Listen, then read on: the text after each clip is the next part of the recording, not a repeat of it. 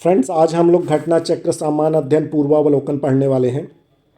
भारतीय राज्य व्यवस्था एवं शासन इसमें देखेंगे और इसमें जिस टॉपिक को आज हम लोग जिसके प्रश्नों को देखेंगे वो संविधान सभा की प्रमुख समितियां हैं। ठीक है, तो संविधान सभा द्वारा अपने विभिन्न कार्यों को संपादित करने के लिए अनेक समितियां का गठन किया गया जिससे कार्य संचालन हो सके। प्रमुख समितियां, उनके अध्यक्षों का विवरण इस प्रकार है। ठीक है, चलिए प्रश्नों को देखते हैं। इसमें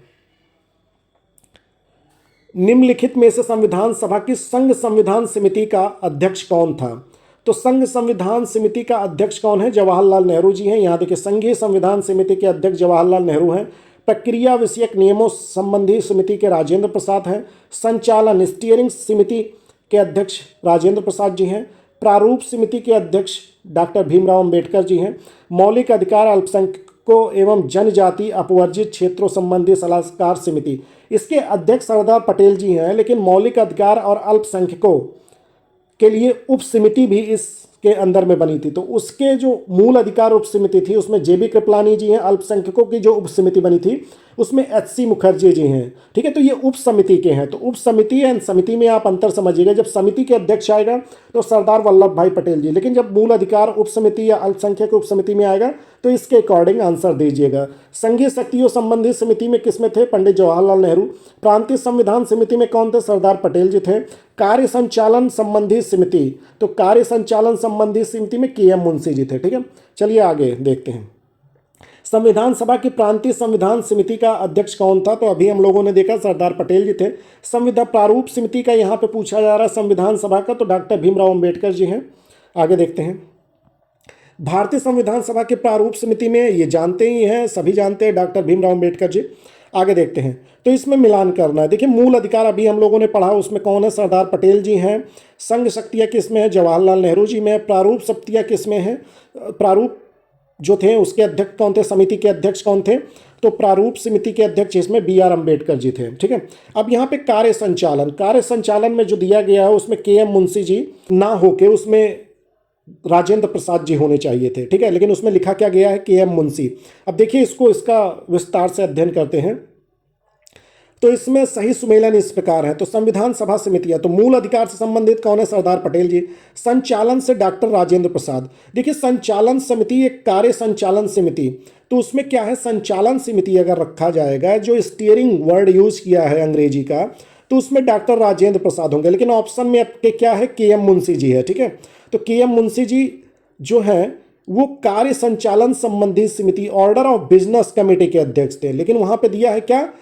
कार्य संचालन में स्टीयरिंग दिया है, तो स्टीयरिंग के कौन है? राजेंद्र प्रसाद जी है। संघ शक्ति किसमें है? जवाहरलाल नेहरू। प्रारूप शक्ति किसमें है? बी आर अम्बेडकर ने। तो ये जो है, इसे इंग्लिश और हिंदी में डिफरेंस होने की वजह से राजस्थान लोक सेवा आयोग द्वारा इसको मूल्यांकन से बाहर कर दिया गया। तो अभी जब भी आपका आए संचालन समिति स्टीयरिंग समिति के अध्यक्ष कौन है? तो राजेंद्र प्रसाद जी हैं। और कार्य संचालन संबंधी समिति के अध्यक्ष जो हैं वो कौन है? के एम मुंशी। तो steering and order of business में डिफरेंस आप समझिएगा। ठीक है, आगे देखते हैं। संविधान सभा द्वारा मौलिक अधिकारों और अल्पसंख्यकों हेतु सलाहकार समिति के अध्यक्ष कौन थे? तो इसमें देखिए, सरदार पटेल थे। तो अभी ऊपर हम सरदार पटेल संविधान सभा द्वारा स्थापित मौलिक अधिकारों और अल्पसंख्यकों हेतु सलाहकार समिति, अल्पसंख्यक के लिए सलाहकार समिति के अध्यक्ष थे। तो मौलिक अधिकार और अल्पसंख्यक, जबकि सलाहकार समिति की उप समितियां भी थे। इस सलाहकार समिति की क्या थी? उप समितियां भी थी।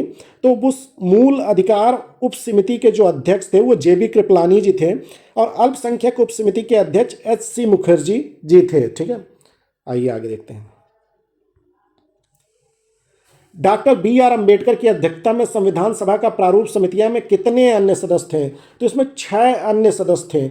इसमें कौन कौन लोग थे? देखिए, बी आर अम्बेडकर की अध्यक्षता में गठित संविधान सभा की प्रारूप या पांडुलेखन समिति में 6 अन्य सदस्य थे। इसमें N Gopalaswami Ayyangar, Alladi Krishnaswami Ayyar, K M Munshi, Muhammad Saadulla, B L Mitra, D P Khaitan. तो इनकी इतने सदस्य 6 सदस्य इसमें हैं। इनमें से बी एल मित्र के स्थान पर एन माधवराव और डॉक्टर डीपी खेतान की वर्ष 1948 में मृत्यु के बाद टी कृष्णामाचारी को इस समिति में शामिल किया गया। तो यहाँ पे ये ध्यान रखिएगा कि इन 6 सदस्यों के बाद जो ध्यान रखने वाली चीज़ ये है, इसमें जो BL मित्र के स्थान पर किसको चुना जा रहा है, N माधव राव को, तथा DP खेतान की वर्ष 1948 में मृत्यु के बाद TT कृष्णामाचारी को इस समिति में शामिल किया गया। ठीक है, आगे देखते हैं। निम्नलिखित में कौन संविधान प्रारूप समिति के सदस्य थे? तो अभी आपने इसमें देखा है कौन कौन लोग थे। इसमें जो ऑप्शन आप देखिए कि इसमें N गोपाल स्वामी, तो इसमें आपने देखा है ना N गोपाल स्वामी है इसमें। ठीक है, N गोपाल स्वामी के बाद जवाहरलाल नेहरू प्रारूप समिति में नहीं है, सरदार पटेल प्रारूप, अल्लादी कृष्ण स्वामी अय्यर, तो ये दोनों लोग थे। यहाँ पे देखिए सी आंसर है। संविधान पांडुलेखन समिति का निम्न में से कौन सदस्य नहीं था? तो इसमें अभी मोहम्मद सादुल्ला जी थे, KM Munshi and AK Ayyar ji थे। तो ये सब इसके क्या थे, सदस्य थे। इसमें कौन सदस्य नहीं? जवाहरलाल नेहरू जी। ठीक है, अब यहाँ देखते हैं संविधान सभा ने डॉक्टर BR अम्बेडकर की अध्यक्षता में प्रारूप समिति का गठन कब किया था? तो इसमें कब किया गया है? 29 अगस्त 1947 को। तो संविधान के प्रारूप पर विचार करने के लिए, मतलब संविधान का जो प्रारूप था, ड्राफ्टिंग था, उस पर विचार करने हेतु संविधान सभा द्वारा 29 अगस्त 1947 को संकल्प पारित करके डॉक्टर BR अम्बेडकर की अध्यक्षता में प्रारूप समिति का गठन किया गया। ठीक है, किसके लिए? संविधान के प्रारूप पे विचार करने हेतु। ठीक है, किसका गठन किया गया है? प्रारूप समिति का। ठीक है, तो इसमें आप ध्यान दीजिएगा, ये समझिएगा। आगे देखते हैं। संविधान निर्मात्री परिषद की झंडा समिति के अध्यक्ष कौन थे? तो संविधान निर्मात्री परिषद की झंडा समिति, तो इसमें यहाँ पे कौन है? डॉक्टर राजेंद्र प्रसाद। इस प्रश्न को समझने की कोशिश कीजिएगा। यहाँ पे 2 झंडा समितियों का उल्लेख मिलता है। पहली झंडा समिति जो है 2 अप्रैल 1931 को कराची का जो अधिवेशन था कांग्रेस का, कहाँ का अधिवेशन? कराची का अधिवेशन में गठित झंडा समिति बनाई गई, जिसके अध्यक्ष कौन थे? सरदार पटेल। तो जो कराची में अधिवेशन हुआ था कांग्रेस का 1931 में, उसके अध्यक्ष कौन है? सरदार वल्लभ भाई पटेल। और उसके बाद उसमें 6 सदस्य थे। अब इन 6 सदस्यों में कौन थे? मौलाना अब्दुल कलाम आज़ाद थे, तारा सिंह थे, जवाहरलाल नेहरू जी, DB केलकर, हरिदकर, पट्टाभी, सीतारमैया जी थे। और दूसरी जो झंडा समिति थी, एक तदर्थ झंडा समिति का गठन संविधान निर्मात्री परिषद ने 23 जून 1947 को, इसका किसने किया था? संविधान जो निर्माण कर रही थी उसी परिषद ने एक तदर्थ झंडा समिति का गठन किया था। और कब किया था? 23 जून 1947 को किया था। ठीक है, जिसके अध्यक्ष डॉक्टर राजेंद्र प्रसाद थे। तो आप देख लीजिएगा, तदर्थ झंडा समिति है। ठीक है, कि कराची अधिवेशन से में गठित झंडा समिति है। ठीक है, उसी के अनुसार इसके सदस्य जो हैं अबुल कलाम आज़ाद जी हैं। ठीक है, तो यहाँ पे देखिए अबुल कलाम आज़ाद जी यहाँ पे हैं, अबुल कलाम आज़ाद जी यहाँ पे भी हैं, तो कंफ्यूज मत होइए। Sarojini Naidu, C Rajagopalachari, KM Munshi, doctor BR Ambedkar. तो यहाँ संविधान निर्मात्री परिषद द्वारा गठित झंडा समिति का अध्यक्ष पूछा गया है। ठीक है, तो कौन है संविधान निर्मात्री? यहाँ पे ये ध्यान दीजिएगा।